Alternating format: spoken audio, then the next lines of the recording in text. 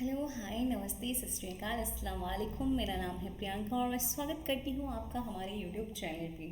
तो उम्मीद करती हूँ आप सब बहुत अच्छे हैं। और आज cell the unit of life में आज हम बहुत ही इम्पॉर्टेंट टॉपिक कवर करने जा रहे हैं, दैट इज़ न्यूक्लियस।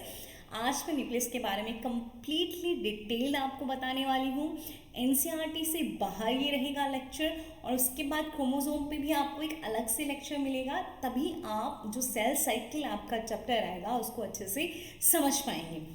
तो चलिए आइए स्टार्ट करते हैं न्यूक्लियस से।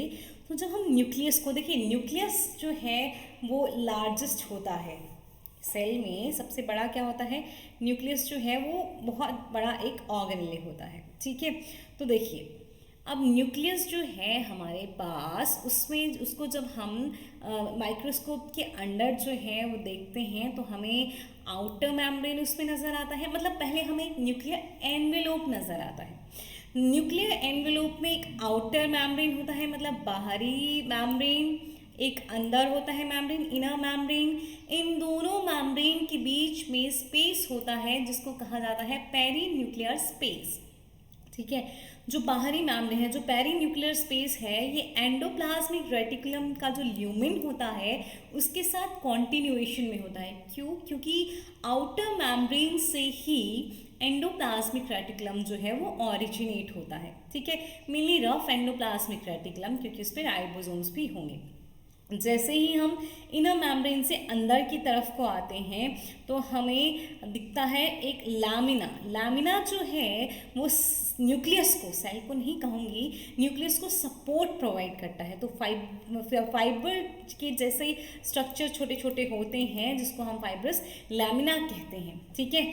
और देखिए, जहाँ पे ये आउटर मेम्ब्रेन और इनर मेम्ब्रेन जो है वो फ्यूज़ हो जाती है, एक स्पेस सा बनता है जिसको हम न्यूक्लियर पोर कहते हैं। और यहीं से जो है साइटोप्लाज्म के बीच में और न्यूक्लियोप्लाज्म के बीच में मटेरियल का एक्सचेंज रहता है, ठीक। न्यूक्लियर मेम्ब्रेन के अंदर, न्यूक्लियर एनवेलप से अंदर आते ही न्यूक्लियोप्लाज्म होता है जिसमें आपको पूरा क्रोमेटिन मटेरियल नज़र आता है और साथ में न्यूक्लियोलस दिखता है। न्यूक्लियोलस को ध्यान रखेंगे कि ये कोई अलग ऑर्गेनेल नहीं है बेटा, इसमें कोई मेम्ब्रेन नहीं होती है, ये न्यूक्लियस का ही हिस्सा होता है, ठीक है। तो जो क्रोमेटिन है, क्रोमेटिन में आपको euchromatin, true chromatin and heterochromatin नज़र आएगी।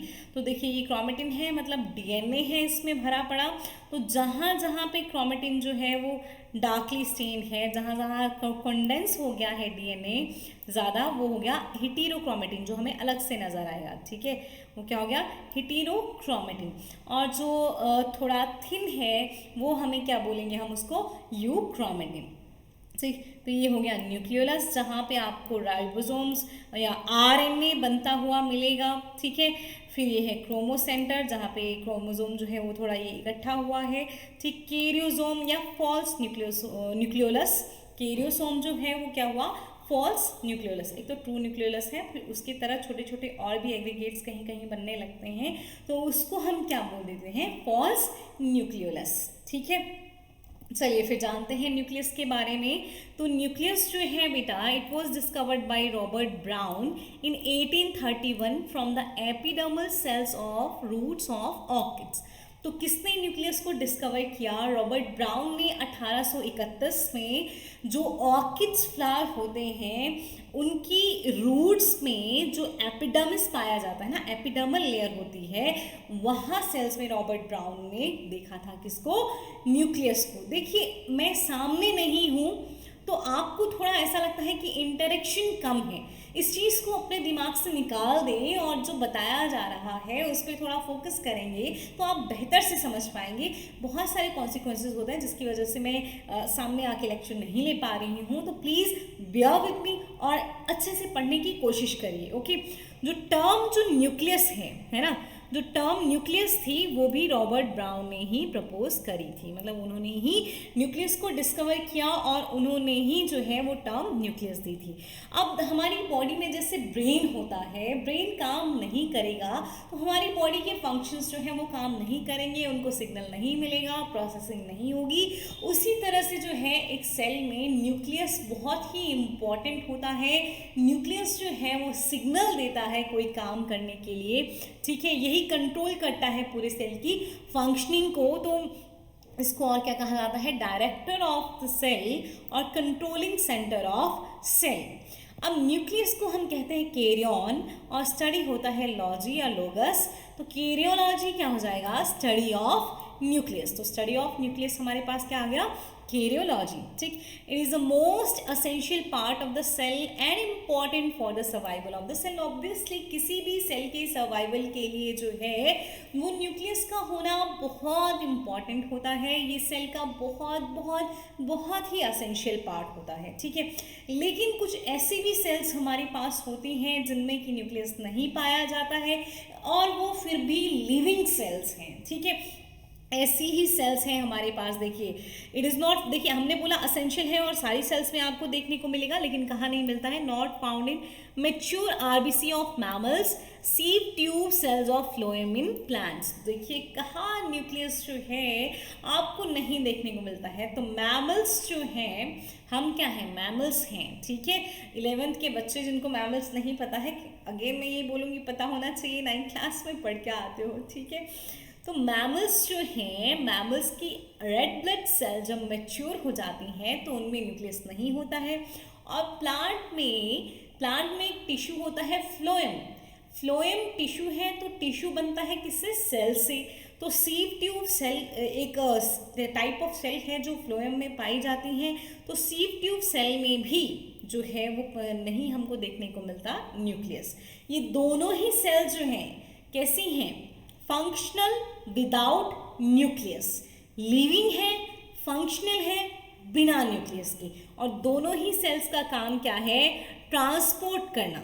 आरबीसी का काम भी क्या है, ट्रांसपोर्ट करना, एक्सचेंज ऑफ गैसेस, ट्रांसपोर्ट, जो ब्लड जाता है पूरा आरबीसी, ठीक है ना, उसमें यह ऑक्सीजन जाती हैं, कार्बन डाइऑक्साइड जाती है। ठीक है, तो सीव ट्यूब का काम क्या है, सीव ट्यूब का काम भी क्या है, ट्रांसलोकेशन ऑफ फूड।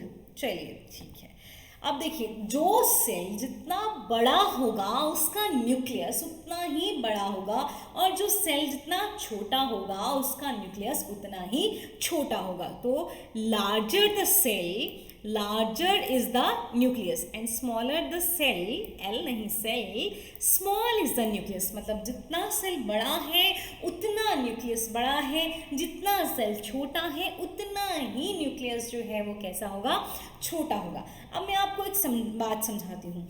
आपके पास देखिए एक सेल है, ठीक, एक रेशो होता है बेटा, साइटोप्लाज्म का और न्यूक्लियोप्लाज्म का एक रेशो होता है एक सेल में। ठीक, अब देखिए अगर देखो साइटोप्लाज्म से बड़ा है, अगर थोड़ा बड़ा है, साइटोप्लाज्म के प्रपोर्शन से थोड़ा बड़ा, आपको सुनिए देखिएगा मत, साइटोप्लाज्म के प्रपोर्शन से थोड़ा कंपेरेटिवली बड़ा आपको न्यूक्लियस नज़र आ रहा है, तो इसका मतलब क्या है, इसका मतलब है कि सेल बहुत एक्टिव है। ठीक है, एक्टिव सेल है, बहुत ज़्यादा काम कर रही है। क्यों, क्योंकि न्यूक्लियस थोड़ा बड़ा है। हम हमेशा जानते हैं, जैसे अगर 12th वालों को मैंने पढ़ा दिया है तो एक आपने एंथर में क्या पढ़ा था, टैपेटल सेल्स पढ़ी थी।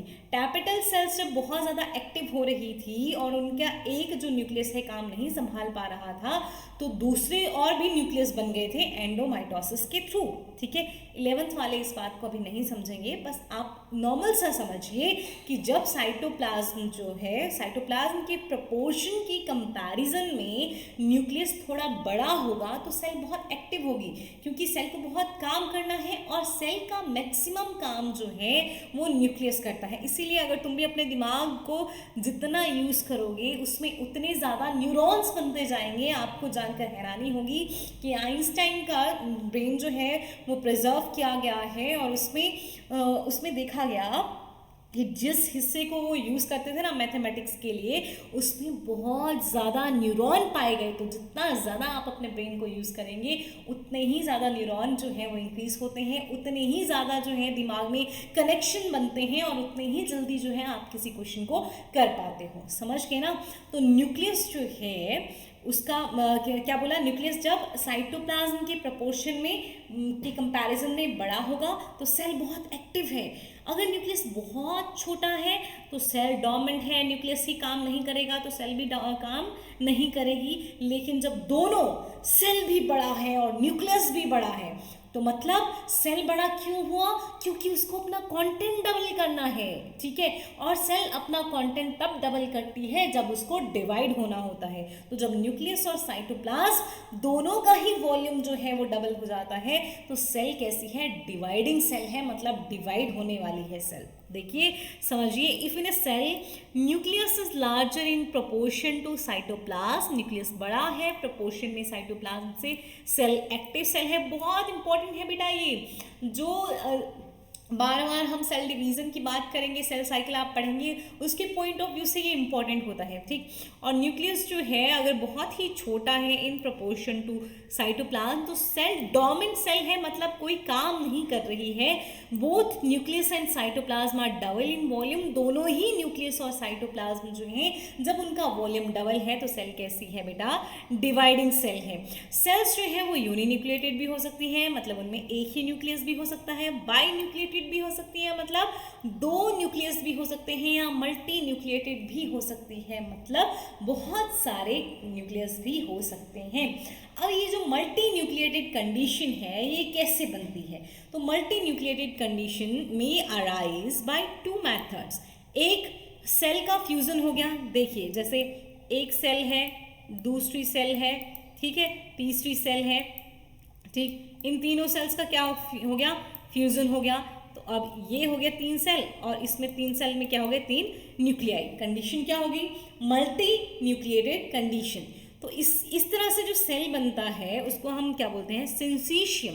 जब सेल फ्यूज करती हैं और मल्टी न्यूक्लिएटेड कंडीशन आती है तब हम क्या बोलते हैं, सिंसीशियम। दूसरा क्या होगा, एक सेल है, एक सेल का जो न्यूक्लियाई है वो बहुत ज़्यादा डिवाइड कर गया, ठीक है, न्यूक्लियस जो है वो डिवाइड कर गया और तब जो कंडीशन बनती है तब हम उसको क्या बोलते हैं, सिनोसाइटिक कंडीशन, ठीक है। तब क्या होगा, सिनोसाइटिक कंडीशन। तो मल्टी न्यूक्लिएटेड जो है सेल उसको हम सिंसीशियम बोलेंगे या सिनोसाइटिक सेल बोलेंगे। सिंसीशियम कब, जब 2-3 सेल के फ्यूजन से एक सेल बनेगा और उसमें बहुत सारे न्यूक्लियाई होंगे। सिनोसाइटिक कंडीशन कब, जब एक न्यूक्लियाई के डिवीजन से बहुत सारे न्यूक्लियाई बन जाएंगे। तो सिंसीशियम एंड सिनोसाइटिक कंडीशन। समझ के नहीं समझ आएगा मुझे बताइएगा ज़रूर, और जो कुछ बच्चे वीडियो को डिसलाइक करके आते हैं बिना देखे, कंटेंट को समझने की कोशिश तो करो, ठीक है। चलिए अब बात करते हैं कि जो न्यूक्लियस है, देखो जैसे जैसे न्यूक्लियस का नहीं, जैसे जैसे सेल का शेप होगा ना कहीं थोड़ा वैसे ही हमको न्यूक्लियस का शेप जो है वो देखने को मिलेगा। देखिए अगर सेल राउंड है, पॉलीहेड्रल है, क्यूबॉइडल लाइक है तो उसमें उसी तरह का जो है हमें क्या मिलेगा, न्यूक्लियस मिलेगा। तो स्फेरिकल न्यूक्लियस, राउंडेड, क्यूबॉइडल और पॉलीहेड्रल सेल्स में मिलेगा। अब कोई सेल सिलिंड्रिकल है, सिलिंड्रिकल आप भी जानते हैं इस तरह से होता है, ठीक, ये क्या हो गया, सिलिंड्रिकल सेल। तो उसमें आपको न्यूक्लियस भी कैसा मिलेगा, ओवल शेप्ड मिलेगा। कैसा, ये थोड़ा ओवल शेप नहीं बना है, तो आपको सिलिंड्रिकल सेल में न्यूक्लियस कैसा मिलेगा, ओवल शेप न्यूक्लियस मिलेगा। जैसे फ्लैट सेल्स हैं तो फ्लैट सेल में आपको कैसा मिलेगा, डिस्क लाइक न्यूक्लियस मिलेगा। मल्टीलोब डिस्क लाइक, जैसे इस तरह से, ठीक है, डिस्क लाइक न्यूक्लियस मिलेगा। मल्टीलोब व्हाइट ब्लड सेल्स जो हैं इनको अमीबॉइड सेल भी कहा जाता है, क्योंकि अमीबा की तरह जो है इनका स्ट्रक्चर होता है, ठीक। तो इनमें अब मल्टीलोब, उसमें बहुत सारे ऐसे आपको व्हाइट ब्लड सेल में इस तरह से देखने को मिलेगा ना, तो इसी तरह से आपको क्या देखने को मिलेगा, इनमें मल्टीलोब न्यूक्लियस देखने को मिलेगा। तो मैच्योर प्लांट सेल्स होती हैं उनमें जो न्यूक्लियस होता है वो यूजुअली लेंस शेप न्यूक्लियस होता है और मसल फाइबर्स लंबे लंबे होंगे, तो इलोंगेटेड न्यूक्लियस हमको देखने को मिलेगा। हमने पहले भी कहा कि न्यूक्लियोप्लाज्म जो है, न्यूक्लियस का जो मास है और साइटोप्लाज्म का जो मास है उनमें एक रिलेशनशिप देखने को मिलता है। यूजुअली वो इक्विलिब्रियम में होते हैं, ठीक है, कैसे होते हैं, इक्विलिब्रियम में होते हैं। आर हर्टविग ने क्या प्रपोज किया था, चलिए यहीं से पढ़ते हैं। A relationship exist between nuclear mass and cytoplasmic mass. Cytoplasm के मास में और न्यूक्लियस के मास में एक रिलेशनशिप होता है। और हर्टविग ने प्रपोज किया था न्यूक्लियोप्लाज्मिक और कैरियोप्लाज्मिक इंडेक्स। इसको मैंने NI मतलब न्यूक्लियोप्लाज्मिक लिखा है, इसी को मैं कैरियोप्लाज्मिक इंडेक्स KI भी लिख सकती हूँ। अब ये क्या बताता है, it indicate the relationship between size और volume of the nucleus and size of the cytoplasm. जो मतलब कैरियोप्लाज्मिक इंडेक्स होगा या न्यूक्लियोप्लाज्मिक इंडेक्स होगा, वो इंडिकेट करेगा कि जो सेल है उसके न्यूक्लियोप्लाज्म में और साइटोप्लाज्म में क्या रिलेशनशिप है। तो देखिए, न्यूक्लियोप्लाज्मिक इंडेक्स होता है volume of nucleus to the volume of cell minus nucleus. देखिए, सेल और न्यूक्लियस दोनों को मिला के, साइटोप्लाज्म और न्यूक्लियोप्लाज्म दोनों को मिला के होता है प्रोटोप्लाज्म। जब हमने क्या किया, प्रोटोप्लाज्म से, सेल के अंदर पूरा क्या है, प्रोटोप्लाज्म है, ठीक है, सेल के अंदर पूरा क्या है बेटा, प्रोटोप्लाज्म से न्यूक्लियस को हटा दिया तो क्या बचा, साइटोप्लाज्म। तो मेन ये आ जाता है आपका न्यूक्लियोप्लाज्मिक इंडेक्स, जिसमें volume of nucleus upon volume of cytoplasm होता है। समझ गए आप, वॉल्यूम ऑफ न्यूक्लियस। अगर पूछा जाएगा ना फॉर्मूला कि कैरियोप्लाज्मिक इंडेक्स का या न्यूक्लियोप्लाज्मिक इंडेक्स का क्या फॉर्मूला है, तो न्यूक्लियोप्लाज्मिक लिखा है ना, तो पहले क्या आएगा, nucleus, volume of nucleus upon volume of cytoplasm. और ये जो है वो ऑलमोस्ट इक्विलिब्रियम में होता है। इसमें अगर कोई भी चेंज आता है तो सेल जो है उस चेंज को मेंटेन करने के लिए एकदम से डिवाइड हो जाती है। समझ गए ना आप, अगर इसमें कोई भी चीज आता है तो सेल इमीडिएटली क्या करेगी, डिवाइड कर देगी। ठीक है, चलिए अब सिग्निफिकेंस क्या है न्यूक्लियस का, हम कैसे समझे कि न्यूक्लियस, हमने बोला अरे it is very important for the cell, why it is very important for the cell. पहले सुनिए आप मुझे, देखिए न्यूक्लियस का क्या इंपॉर्टेंस है। एक साइंटिस्ट थे हैमरलिंग, ठीक, बायोलॉजिस्ट थे, जिन्होंने एक एल्गा के थ्रू, एसिटोबिलेरिया के थ्रू जो है वो इसके इंपॉर्टेंस को समझाने की कोशिश की। तो उन्होंने क्या बताया, कहानी सुनिए पहले, है ना। उन्होंने क्या किया, एसिटोबिलेरिया की 2 स्पीसीज ली, ठीक, 2 स्पीसीज ली। एक स्पीसीज जो है उसमें आपको थोड़ा स्टार शेप का जो है उसका क्राउन दिखेगा, ठीक है। दूसरी स्पीसीज जो है उसमें आपको अम्ब्रेला शेप का उसका कैप या क्राउन दिखेगा, ठीक। अब जो दोनों ही स्पीसीज थी, ठीक, दोनों ही स्पीसीज का जो बेटा क्या था, देखिए एल्गी में रूट्स नहीं होते हैं, एल्गी में रूट्स की जगह क्या होते हैं, राइजोइड्स, ठीक। तो दोनों का ही जो न्यूक्लियस था वो राइजोइड में प्रेजेंट था। याद रखिएगा, एसिटाबुलेरिया यूनिसेलुलर है, एक ही सेल होता है वो पूरा का पूरा, ठीक है।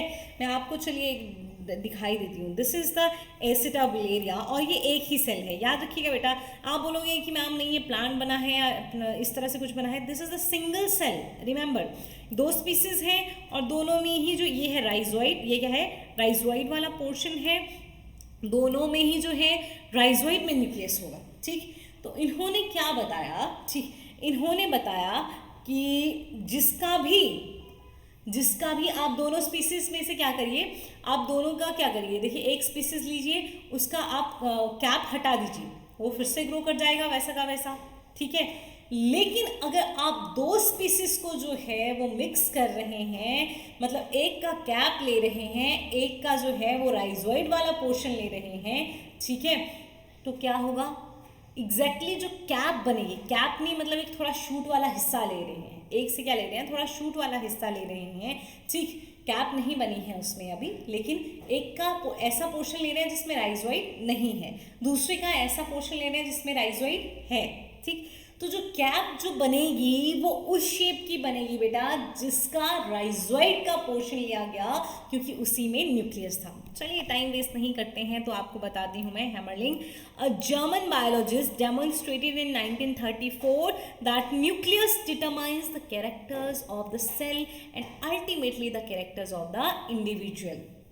तो हैमरलिंग ने 1934 सन में बताया कि न्यूक्लियस जो है किसी भी सेल के कैरेक्टर जो हैं वो न्यूक्लियस ही डिटरमाइन करेगा, और अल्टीमेटली इंडिविजुअल के कैरेक्टर कैसे होंगे वो भी कौन डिटरमाइन करेगा, न्यूक्लियस ही डिटरमाइन करेगा। इसके लिए उन्होंने क्या किया, उन्होंने एक्सपेरिमेंट किया, he conducted certain experiment using 2 species of green alga Acetabularia, ठीक है। उन्होंने एक ग्रीन एल्गी की जो है वो 2 स्पीसीज ली जिसका नाम है एसिटाबुलेरिया। दो स्पीसीज हैं, उनका नाम क्या है, ठीक है। जो 2 स्पीसीज हैं, एक का नाम है एसिटाबुलेरिया क्रेन्युलेटा और दूसरे का नाम है एसिटाबुलेरिया मेडिटेरेनिया। याद रखिएगा, एसिटाबुलेरिया क्रेन्युलेटा एंड एसिटाबुलेरिया मेडिटेरेनिया, ठीक। दोनों को जो कैप का और क्राउन का शेप था वो कैसा था, अलग था। देखिए, while in Acetobularia crenulata the cap has loose rays, loose rays मतलब आपको एक स्टार शेप की तरह, मतलब पूरा स्टार भी नहीं पर स्टार की तरह दिखेगा। क्रेनुलेटा में लूज रेज थी, ठीक, जबकि एसिडोप्लेरिया मेडिटेरेनिया में अम्ब्रेला लाइक कैप थी, ठीक। और the nucleus in both species is situated in rhizoid at the bottom of the stock. और दोनों ही स्पीसीज में जो न्यूक्लियस था वो कहाँ पाया जा रहा था, जो स्टॉक डंडी का जो बॉटम था वहाँ राइजोइड थे, वहाँ पाया जा रहा था, ठीक। अब देखिए, if cap is cut off, ठीक है, कैप को क्या किया, कट ऑफ कर दिया, ठीक। If cap is cut off it will develop again and its shape will be that of the original type. मतलब आपने चाहे एसिटोबुलेरिया क्रेनुलेटा का, चाहे एसिटोबुलेरिया मेडिटेरेनिया का, किसी का भी जो है आपने कैप हटाया तो वो दोबारा का दोबारा वैसा का वैसा ही आ जाएगा। However, if after removing the caps, आपने कैप हटाया, stock of one species is grafted on rhizoid of the other species, ठीक है। देखिए अब क्या हुआ, दोनों के आपने क्या किए, स्टॉक जो है कैप जो है वो रिमूव कर दी और एक का स्टॉक जो है वो दूसरी पे लगा दिया, दूसरी पे जिसके पास क्या है, राइजोइड भी है, और राइजोइड में क्या है, न्यूक्लियस भी है। तो shape of the cap will be determined nucleus and not by the stock. अब कैसा आएगा शेप, जिसका आपने क्या लिया है, राइजोइड वाला पोर्शन लिया है, मतलब राइजोइडल स्टॉक लिया है, वही डिटरमाइन करेगा कि कैसा कैप बनेगा, ठीक। If the nucleus belongs to Acetabularia crenulata, shape of cap will be of crenulata type, मतलब लूज होगा उसमें, ठीक। And if the nucleus comes from the Acetabularia mediterranea, cap will be of mediterranea type, मतलब umbrella shaped आपको cap देखने को मिलेगी, ठीक है। When both nuclei are present, जब दोनों का ही जो है आप न्यूक्लियस लेंगे, दोनों के ही न्यूक्लियाई प्रेजेंट होंगे तो जो कैप का शेप आएगा वो इंटरमीडिएट टाइप आएगा।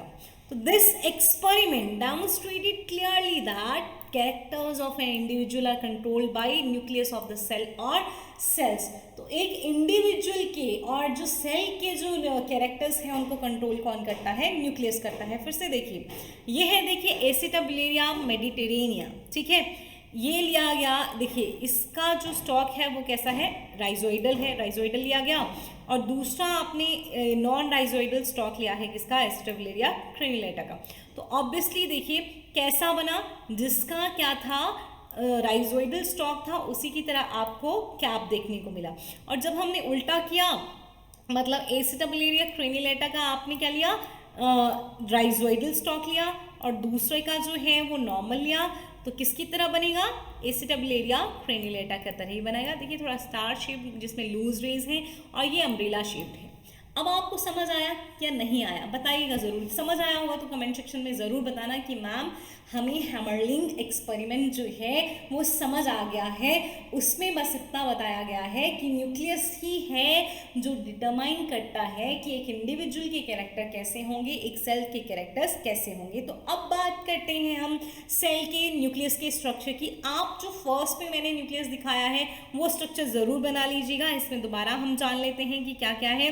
न्यूक्लियर एनवेलोप है, ये गोला होता है बेटा, बिल्कुल वैसे गोल जैसा, वो हमने ऐसे एक सेक्शन कट करके देखा था, जिसमें आउटर मेम्ब्रेन है, इनर मेम्ब्रेन है, दो मेम्ब्रेन के बीच में पेरीन्यूक्लियर स्पेस है, न्यूक्लियोप्लाज्म है जिसमें आपको क्रोमेटिन और न्यूक्लियोलस नजर आ रहा है। क्रोमेटिन में आपको हेटेरोक्रोमेटिन देखिए जहाँ पे थोड़ा सा भी स्टेन है, क्रोमेटिन है, यू क्रोमेटिन बहुत ही लाइटली स्टेन होता है, और ये है न्यूक्लियोलस।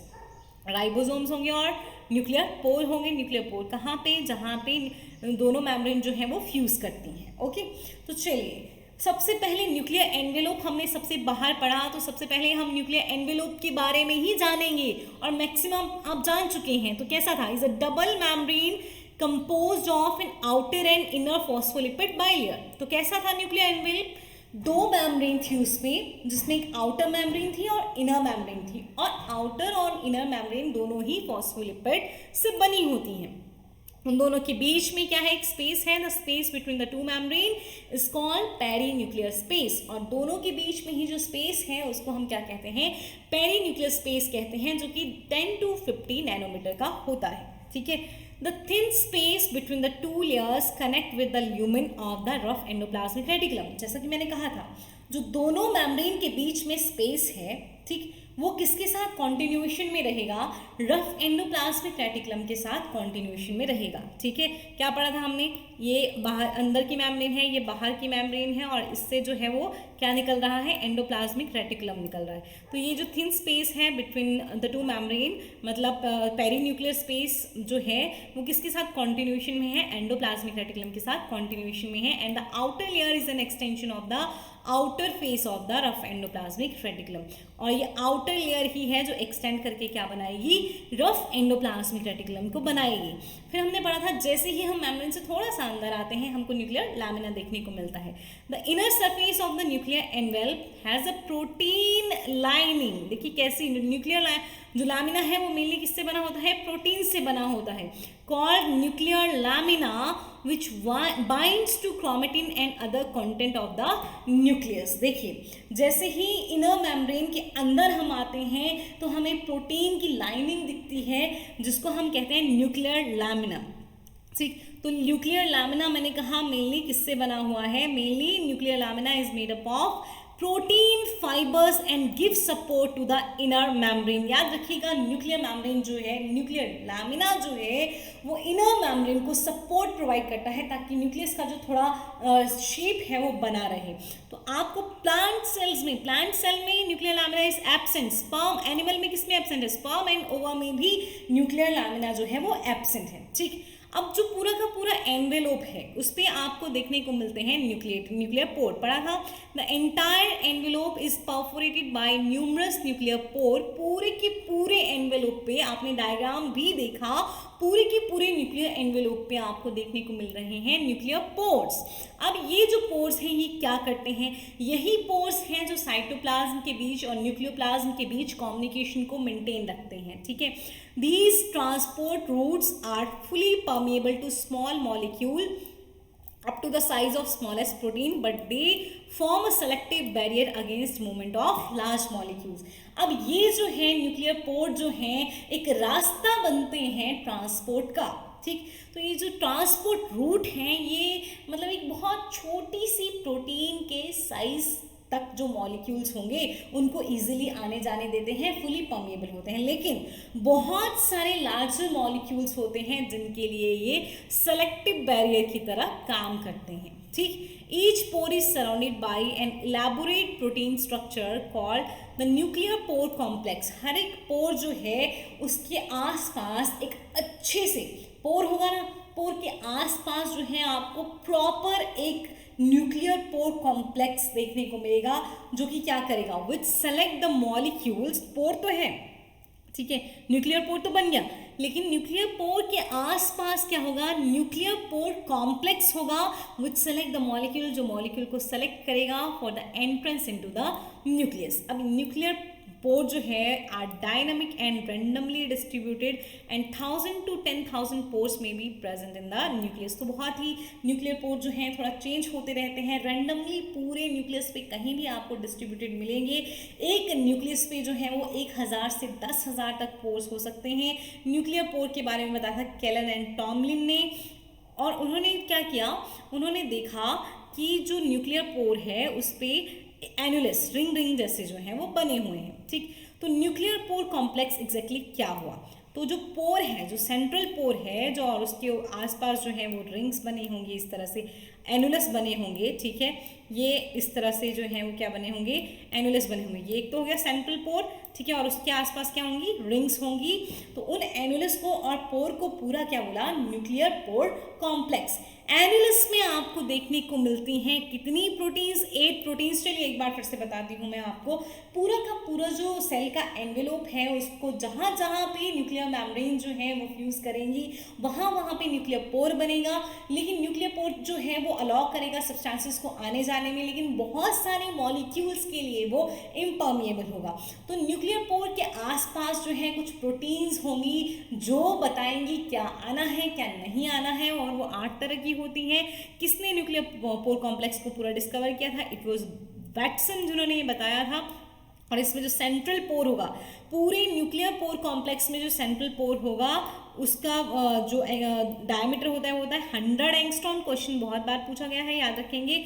प्रोटीन जो है, a protein called nucleoplasmin is found in the nuclear pore complex. तो न्यूक्लियर पोर कॉम्प्लेक्स में जो मेनली आपको प्रोटीन देखने को मिलती है वो कौन सी है, न्यूक्लियोप्लाज्मिन। ये रहा आपके सामने न्यूक्लियर पोर कॉम्प्लेक्स। मैंने कहा एक सेंट्रल पोर होता है, ठीक है, तो ये है सेंट्रल पोर और इसके आसपास क्या है, 1 2 3 4, ठीक है, मतलब ये 7-8 तरह की क्या होंगी, 8 तरह की प्रोटीन्स होंगी, समझ गए। तो ये भी क्या है, ये भी बेटा पोर ही होंगे एक तरह से, ठीक है। लेकिन जो सेंट्रल, इन पोर्स ने भी घिरा होगा एक सेंट्रल पोर को। इस सेंट्रल पोर का जो डायमीटर है वो कितना है, 100 एंगस्ट्रॉम है। और ये जो प्रोटीन्स हैं आपको दिख रही हैं, ये प्रोटीन्स जो हैं ये क्या करेंगी, ये इसको न्यूक्लियर बास्केट भी कहा जाता है। यही जो है वो रेगुलेट करेंगी कौन से सब्सटेंसेस को आना है, कौन से सब्सटेंसेस को नहीं आना है। देखिए ये है साइटोप्लाज्म वाली साइड और यहाँ से ये है आउटर मेम्ब्रेन, ये है इनर मेम्ब्रेन और ये है न्यूक्लियस वाली साइड। और इसी पोर्ट से जो है वो पूरा मटेरियल अंदर बाहर आएगा और जाएगा। अब पूरा न्यूक्लियर एनवेल्प के फंक्शन क्या है, तो अभी तक हमने जितना भी पढ़ा वही तो क्या आ जाएगा, फंक्शन आ जाएगा। देखिए न्यूक्लियस की कांटेक्ट को पूरे साइटोप्लाज्म से अलग करना, ये किसका काम है, न्यूक्लियर एनवेलोप का। तो nuclear envelope separates the content of the nucleus from the cytoplasm, ठीक। न्यूक्लियर एनवेलोप जो है वो न्यूक्लियस के कंटेंट को जितना भी कंटेंट है उसको साइटोप्लाज्म से अलग करता है। It provides the structural framework of the nucleus. जो न्यूक्लियर एनवेल्प है वही पूरी तरह से स्ट्रक्चर भी प्रोवाइड करेगा न्यूक्लियस को, ठीक है। अब ये बैरियर की तरह भी काम करता है, acting as barrier that prevent the free passage of molecules between the nucleus and the cytoplasm, maintain the nucleus as a distinct biochemical compartment, ठीक है। इसका मतलब है कि जो न्यूक्लियर एनवेलोप है वो बहुत सारे मटेरियल को न्यूक्लियस के अंदर नहीं आने देता है, एक बैरियर की तरह काम करता है और इसीलिए साइटोप्लाज्म को वो एक अलग रखता है बिल्कुल, और न्यूक्लियस को एक अलग पहचान देता है, क्योंकि न्यूक्लियस के अंदर का कंटेंट जो है वो अलग होगा और साइटोप्लाज्म का जो कंटेंट होगा वो अलग होगा, ठीक। देखिए next, phospholipid bilayer which are permeable only to small non polar molecules, other molecules are unable to diffuse to the phospholipid bilayer। सिर्फ phospholipid bilayer है ये, तो phospholipid bilayer जो है बहुत छोटे मॉलिक्यूल्स को आने जाने देता है, नॉन पोलर मॉलिक्यूल्स को मिलने जाने देगा और बहुत सारे मॉलिक्यूल्स को नहीं जाने देगा, तो एक बैरियर की तरह काम करेगा। Nuclear pore complex sole channel, एक इकलौता channel that allow the regulated exchange of molecules between the nucleus and cytoplasm, ठीक है। तो न्यूक्लियस और साइटोप्लाज्म के बीच में इकलौता चैनल जो कि मॉलिक्यूल्स को आने जाने दे सकता है, थोड़ा ज़्यादा आने जाने देता है, वो होता है न्यूक्लियर पोर कॉम्प्लेक्स, लेकिन वो भी रेगुलेटेड वे में ही आने जाने देता है। न्यूक्लियर पोर कॉम्प्लेक्स में एक पोर है और उसके आसपास प्रोटीन्स हैं, वो प्रोटीन्स रेगुलेट करती हैं कि कौन सा मटेरियल आएगा कौन सा नहीं जाएगा, ठीक है। तो नेक्स्ट जो न्यूक्लियर एनवेल्प का फंक्शन है वो आ जाता है selective traffic of proteins and RNAs through the nuclear pore complexes and not only establish the internal composition of the nucleus but also play a critical role in regulating eukaryotic gene expression. देखिए अगर आपको 5th point में लिखना है तो आप 6 लिख लीजिए, एक ही बात है, ये दोनों में लिखी गई, ठीक है। तो क्या होता है कि जो सेलेक्टिव ट्रैफिक होता है, देखिए जो न्यूक्लियर पोर कॉम्प्लेक्स है वो सेलेक्टिव प्रोटीन्स को और आरएनएस को जो है वो आने जाने देता है, ठीक। और फिर न्यूक्लियस का इंटरनल कंपोजिशन जो है उसको मेंटेन रखता है।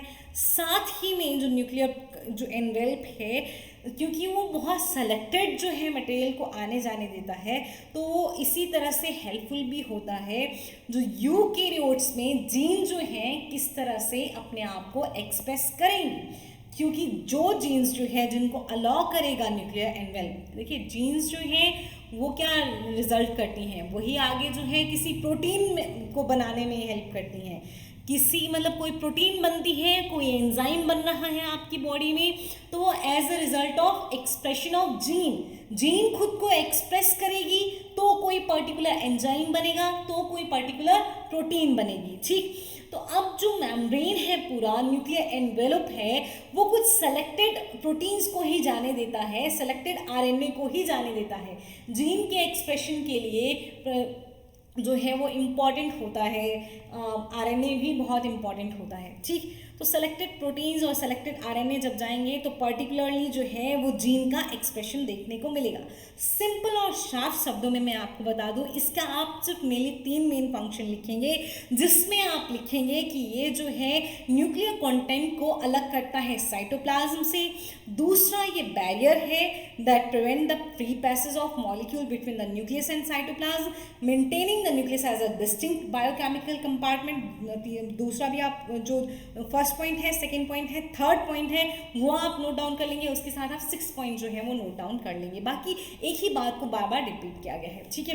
तो न्यूक्लियोप्लाज्म, अब हम घुस चुके हैं ना न्यूक्लियस में, थोड़ा पिछले वाले में थोड़ा ज़्यादा टाइम लग गया, ओके। तो न्यूक्लियस में आप हम घुस चुके हैं अंदर, न्यूक्लियर एनवेलप हमने कर लिया।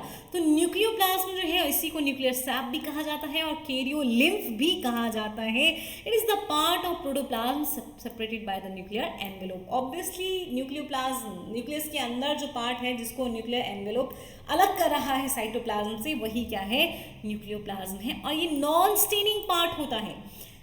न्यूक्लियस में जो न्यूक्लियोप्लाज्म है उसको हम स्टेन नहीं कर सकते हैं। एल्केलाइन जनरली इसका मीडियम होता है 7.4, और आप +2 भी हो सकता है या इससे -2 भी हो सकता है, लेकिन फिर भी आपको जो है वो क्या देखने को मिलेगा, एल्केलाइन pH ही देखने को मिलेगा।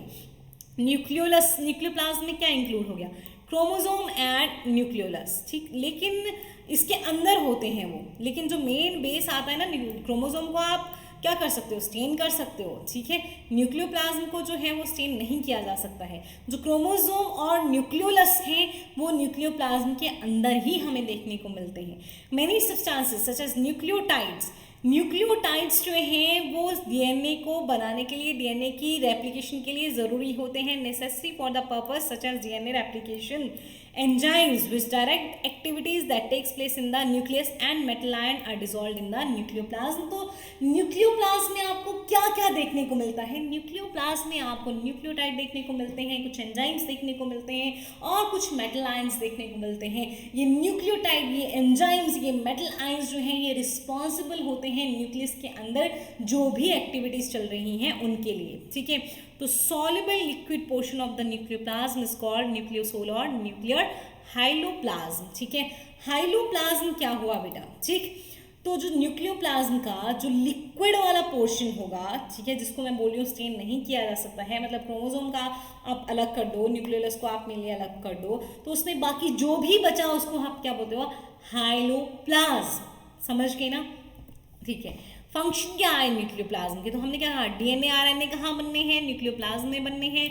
न्यूक्लियोलस भी आपको न्यूक्लियस में देखने को मिलेगा। देखिए, it act as a site for the synthesis of DNA, RNA and ribosomal subunits. तो न्यूक्लियोप्लाज्म में आपको क्या देखने को मिलेगा, डीएनए आरएनए की सिंथेसिस और राइबोसोमल सब यूनिट की सिंथेसिस भी देखने को मिलेगी।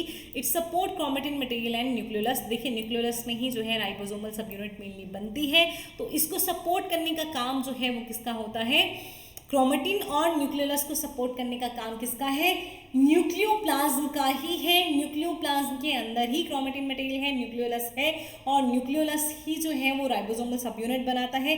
इसीलिए हम न्यूक्लियोप्लाज्म में भी बोल रहे हैं कि राइबोसोमल सब यूनिट जो है आपको वहाँ उनकी असेंबली देखने को मिलेगी। जब हम न्यूक्लियस की कंपोजिशन देखते हैं कि न्यूक्लियस में क्या कितनी मात्रा में दिखाई देता है, तो डीएनए टोटल जो न्यूक्लियस में होगा वो सिर्फ 9 to 12% होगा, हिस्टोन प्रोटीन 12 से 15% होगी, आरएनए मात्र 5% होगा, बाकी की प्रोटीन 60% होगी, लिपिड 2 से 3% होगा। तो देखिए, मेनली जो न्यूक्लियस में पाया गया वो प्रोटीन पाई गई। अगर आप देखेंगे डीएनए टू हिस्टोन तो ऑलमोस्ट इनका 12% एक टाइम पे क्या हो जाता है, 1:1। तो न्यूक्लियस में डीएनए और हिस्टोन्स जो हैं वो किस रेशियो में आपको जनरली मिलेंगे, 1:1 में मिलेंगे। तो ब्लैबिंग जो फिनोमिनन है वो क्या हुआ, the phenomenon by which nuclear membrane release some vesicles. Nuclear membrane छोटे वेसिकल्स जो भेजती हैं, उस फिनोमिनन को क्या कहा जाता है, ब्लैबिंग कहा जाता है। तो न्यूक्लियर एनवेलोप पहले हो गया, न्यूक्लियोप्लाज्म हो गया। अब बात करते हैं न्यूक्लियोलस की। न्यूक्लियस के अंदर एक स्ट्रक्चर था न्यूक्लियोलस, जिसमें कोई मेम्ब्रेन नहीं होती है, ठीक है। तो न्यूक्लियोलस जो है इसको डिस्कवर किया था, इंपॉर्टेंट ये पूछ लिया जाता है, फोंटाना ने, discovered by Fontana and the term was coined bye बोमेन who discovered nucleolus. Fontana discovered nucleolus and who coined the term nucleolus? Bowman's coined the term nucleolus. ये हमेशा आपको, आपने देखा डायग्राम देखा, उसमें आपको कहाँ नजर आया न्यूक्लियोलस? पेरिफेरल साइड में नजर आया. तो इट इज ऑलवेज, हमेशा कहाँ पाया जाएगा? It is always found in the peripheral part of the nucleus. हमेशा न्यूक्लियोलस आपको कहाँ देखने को मिलेगा? न्यूक्लियस के पेरिफेरल वाले हिस्से में, पेरिफेरी वाली साइड पे. ठीक. It is generally associated with secondary constructions और nucleolar organising region of nucleolar chromosome और सेट क्रोमोसोम. चलिए मैं आपको बता देती हूँ. ये है एक क्रोमोसोम, ठीक है, ये है एक क्रोमोसोम. ठीक. इसकी भी जो यहाँ पे ये पॉइंट है, ये है सेंट्रोमियर. क्या है ये? सेंट्रोमियर. ठीक. तो ये होगी इसकी प्राइमरी कंस्ट्रक्शन. कई बार इस तरह से आपको सेकेंडरी कंस्ट्रक्शन देखने को मिलती है. ठीक है, इस तरह से ये इस तरह का जो क्रोमोसोम होता है जिसमें दूसरी बार फिर से कंस्ट्रक्शन देखने को मिलती है, उसको हम कहते हैं सेट क्रोमोसोम. ठीक. तो सेट क्रोमोसोम के आसपास एक न्यूक्लियस में क्या होंगे? क्रोमोसोम तो होंगे ही. तो सेट क्रोमोसोम जहाँ जहाँ पे होगा, उस सेट क्रोमोसोम के आसपास ही हमको कहाँ क्या देखने को मिलेगा? न्यूक्लियोलस देखने को मिलेगा. समझ गए आप? सेट क्रोमोसोम मतलब सैटेलाइट क्रोमोसोम, या उसको हम न्यूक्लियोलर क्रोमोसोम भी कहते हैं. जब मैं क्रोमोसोम पढ़ाऊंगी बेटा, बहुत डिटेल में इस चीज़ को बताऊंगी. अभी आपको ये बात समझ आए उसके लिए बता रही हूँ कि एक क्रोमोसोम जिसमें सेंट्रोमेयर जो कि है प्राइमरी कंस्ट्रक्शन, उसके अलावा दूसरी कंस्ट्रक्शन भी पाई जाती है, ऐसे क्रोमोसोम को हम सेट क्रोमोसोम बोलते हैं, सैटेलाइट क्रोमोसोम बोलते हैं और न्यूक्लियोलर क्रोमोसोम बोलते हैं. क्यों न्यूक्लियोलर क्रोमोसोम? क्योंकि इन्हीं क्रोमोसोम से जो है वो न्यूक्लियोलस जो है मेनली बन रहा होता है. ठीक. तो इसीलिए लिखा है कि न्यूक्लियोलस जनरली आपको एसोसिएटेड मिलेगा सेकेंडरी कंस्ट्रक्शंस के साथ या न्यूक्लियोलर ऑर्गेनाइजिंग रीजन के साथ, जो कि कहाँ होगा? न्यूक्लियर क्रोमोसोम में या सैटेलाइट क्रोमोसोम में देखने को मिलेगा. फिर से समझ लीजिए, जहाँ पे सैटेलाइट क्रोमोसोम होता है वहीं उसी के साथ एसोसिएटेड आपको देखने को मिलेगा न्यूक्लियोलस, क्योंकि वहीं पे न्यूक्लियोलर ऑर्गेनाइजिंग रीजन होता है, वही न्यूक्लियोलस को बना रहा होता है. कौन? Satellite chromosome. सैटेलाइट क्रोमोसोम में जो सेकेंडरी कंस्ट्रक्शन होता है वो. अब न्यूक्लियोलस का जो नंबर है वो वेरिएबल होता है. अगर हम जीनोपस की बात करते हैं तो उस देखिए, पर कहा जाता है कि हैप्लॉइड जिसमें एक ही सेट है क्रोमोसोम का, उस पर यूजुअली एक आपको न्यूक्लियोलस देखने को मिलता है. 2 सेट हैं तो आपको 2 भी मिल जाते हैं, लेकिन फिर भी जो है न्यूक्लियोलस का नंबर जो है वेरी करता है. एक से ज़्यादा न्यूक्लियोलस भी एक न्यूक्लियस में आपको देखने को मिल सकते हैं. जैसे जीनोपस में कई बार आपको 1000+ लिखा होगा, लेकिन मैक्सिमम 1600 न्यूक्लियोलस जो हैं वो देखे गए थे. न्यूक्लियोलस को स्टेन किया जा सकता है पायरोनिन स्टेन से. केमिकली न्यूक्लियोलस में क्या होता है? प्रोटीन होती है न्यूक्लियोलस में, आरएनए होता है, डीएनए होता है, लेकिन डीएनए जो है न्यूक्लियोलस का अपना हिस्सा नहीं है. डीएनए को न्यूक्लियोलस नहीं बना रहा है. न्यूक्लियोलस न्यूक्लियोप्लाज्म में एक हिस्सा है और डीएनए आपको सिर्फ न्यूक्लियोप्लाज्म में, मतलब सिर्फ आपको न्यूक्लियोलस में नहीं बल्कि पूरे न्यूक्लियोप्लाज्म में देखने को मिलता है. इसीलिए DNA is not the integral part of nucleolus. तो मेन कंपोनेंट क्या आते हैं न्यूक्लियोलस के? मेन कंपोनेंट होगी राइबोसोमल आरएनए, क्योंकि राइबोसोम्स जो हैं, आरएनए जो है वो कहाँ बनता है? मेनली वो बनता है न्यूक्लियोलस में. और दूसरे मेन कंपोनेंट आएंगे phosphoproteins. Calcium ions are necessary for maintaining the configuration of nucleolus. अगर न्यूक्लियोलस को मेंटेन करके रखना है, उसका स्ट्रक्चर जो है, कॉन्फ़िगरेशन जो है जैसे बना हुआ है वैसे ही उसको रखना है, तो कैल्शियम आयन बहुत ज़रूरी होते हैं. और न्यूक्लियोलस में क्योंकि कोई मेम्ब्रेन नहीं है, ये न्यूक्लियस का ही हिस्सा है. There is no membrane around the nucleolus and it is not an independent organelle. Nucleolus बहुत इंपॉर्टेंट है, ये इंडिपेंडेंट ऑर्गेनेल नहीं है, न्यूक्लियस में ही पाया जाता है. इसके आसपास कोई मेम्ब्रेन नहीं होती है. इसको बनाए रखने के लिए कैल्शियम आयन बहुत बड़ा रोल प्ले करते हैं. इसमें आपको प्रोटीन, आरएनए, डीएनए देखने को मिलेगा, लेकिन डीएनए इसका अपना इंटीग्रल पार्ट नहीं होगा, मतलब ऐसा नहीं होगा कि अंदर इसी से बन रहा है। इसके जो मेन कंपोनेंट होंगे वो होंगे आरएनए एंड फॉस्फोप्रोटीन। न्यूक्लियोलस में ही आपको राइबोसोम बनती हुई दिखते हैं। तो राइबोसोमल फैक्ट्री जो होगा मेनली आपको क्या मिलेगा, न्यूक्लियोलस। राइबोसोम जो है मेनली कहाँ बनता है, न्यूक्लियोलस में बनता है। ठीक है, तो स्ट्रक्चर की हम बात करते हैं कि एक न्यूक्लियोलस में अंदर होता क्या है। तो एग्जैक्टली आप ये देखिए, ये न्यूक्लियस में एक न्यूक्लियोलस है जिसमें आपको देखिए ये बाहर ये डीएनए है, क्रोमेटिन है, ये अंदर को क्रोमेटिन है जो बाहर वाला है नंबर 1। तो नंबर 1 क्रोमेटिन मतलब पैरी न्यूक्लियोलर क्रोमेटिन लिखिएगा, पैरी न्यूक्लियोलर क्रोमेटिन। ये अंदर की तरफ को जो नंबर 2 लिखा गया है इंट्रा न्यूक्लियोलर क्रोमेटिन अंदर की तरफ को है। क्या ये देखिए पैरी न्यूक्लियोलर क्रोमेटिन या इंट्रा न्यूक्लियोलर क्रोमेटिन, क्या ये न्यूक्लियोलस का अंदर का हिस्सा है? बिल्कुल नहीं, ये पूरी तरह से इंटीग्रल पार्ट नहीं है न्यूक्लियोलस का। क्रोमेटिन ही डीएनए है बेटा, क्रोमेटिन से ही क्रोमोसोम बनते हैं, क्रोमोसोम ही पूरा डीएनए होता है, उसी पे जीन्स पाई जाती हैं। ये अंदर देखिए थर्ड पूरा क्या आ गया, अंदर पूरा इसका मैट्रिक्स आ गया। न्यूक्लियोलस के अंदर जो पूरा है वो क्या हो गया, मैट्रिक्स। ठीक, फिर आपको ये फाइबर नजर आ रहे हैं, फोर्थ पॉइंट, तो फिब्रिल्स लिख दिए। और ग्रेन्यूल्स केमिकल्स, फिफ्थ क्या लिख दिए, छोटे छोटे ग्रेन्यूल्स केमिकल्स। यही ग्रेन्यूल्स केमिकल हैं जो राइबोसोम को बनाएंगे। तो चलिए हम पढ़ते हैं एक बार, ठीक, कि क्या क्या है। जब न्यूक्लियोलस का स्ट्रक्चर पढ़ते हैं तो उसमें कौन से पार्ट्स होते हैं। Number 1 chromatin, nucleus is surrounded bye, nucleus नहीं यहाँ पे न्यूक्लियोलस करिएगा, न्यूक्लियोलस, ठीक है, न्यूक्लियस नहीं होगा बेटा, यहाँ क्या होगा, न्यूक्लियोलस होगा।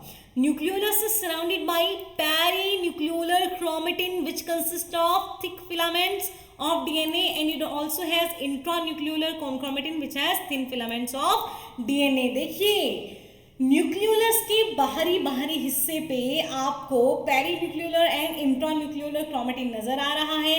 पेरीन्यूक्लियोलर क्रोमेटिन जो होगा वो डीएनए का थिक वाला हिस्सा होगा थोड़ा, और इंट्रान्यूक्लियोलर क्रोमेटिन जो है वो थोड़ा थिन सा हिस्सा होगा।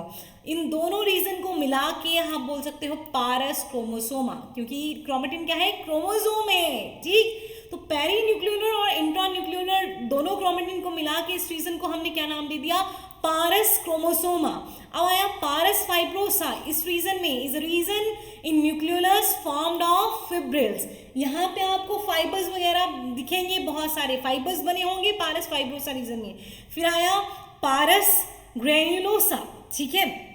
अब ये जो पारस ग्रेन्युलोसा है इसमें आपको क्या दिखेंगे, it consist of granules and ribosomes are formed in this region of nucleolus. तो राइबोसोमल फैक्ट्री जो है वो न्यूक्लियोलस को कहा जाता है बेटा।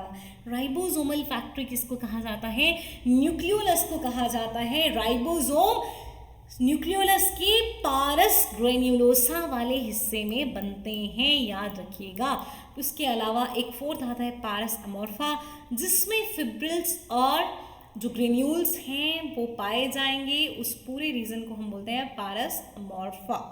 अमोर्फस हिस्सा होता है, fibrils and granules are found suspended in it, it possess electron dense, ये डेंस जेली-लाइक मटेरियल। ठीक, तो न्यूक्लियोलस में क्रोमेटिन, पारस या जिसको हम बोल देंगे पारस क्रोमोसोमा, पारस फाइब्रोसा, पारस ग्रेन्युलोसा एंड पारस एमोर्फा नजर मिलते हैं। देखिए बाहर हो गया पारस क्रोमोसोमा, ठीक है, जहाँ पे फिब्रिल हो गया पारस फाइब्रोसा, जहाँ पे हो गया आपका फिर एक मैट्रिक्स आ गया, फिर ग्रेन्यूल केमिकल आ गया। जो मैट्रिक्स है एग्जैक्टली यही पारस एमोर्फा है। ठीक, तो this is all for today. लेकिन उसके अलावा मैं आपको बता दूं कि क्रोमेटिन, एक क्रोमेटिन बोला ना हमने, तो बहुत ही इंपॉर्टेंट पार्ट आ जाता है क्रोमेटिन रेटिकुलम जो है न्यूक्लियस का, ये मैं क्रोमोसोम में कवर करूंगी, इसलिए मैं इसके बारे में कुछ भी डिटेल्स नहीं करवा रही हूँ। देखिए आप पूरी तरह से देखिए कि डीएनए का डबल हेलिक्स जो बना है इसमें पूरा का पूरा क्या होगा, क्रोमेटिन ही होगा। क्रोमोसोम क्रोमेटिन से बनता है, ये क्रोमेटिन फाइबर है। देखिए पूरा का पूरा जो है वो क्या बनाएगा, यही डीएनए हेलिक्स बनाएगा। यही जो है क्रोमेटिन ही तो क्या है, हमारा डीएनए है। तो क्रोमोसोम किससे बने हैं, क्रोमेटिन से बने हैं। तो ये हम नेक्स्ट चैप्टर में पढ़ेंगे। तब तक के लिए स्टे सेफ।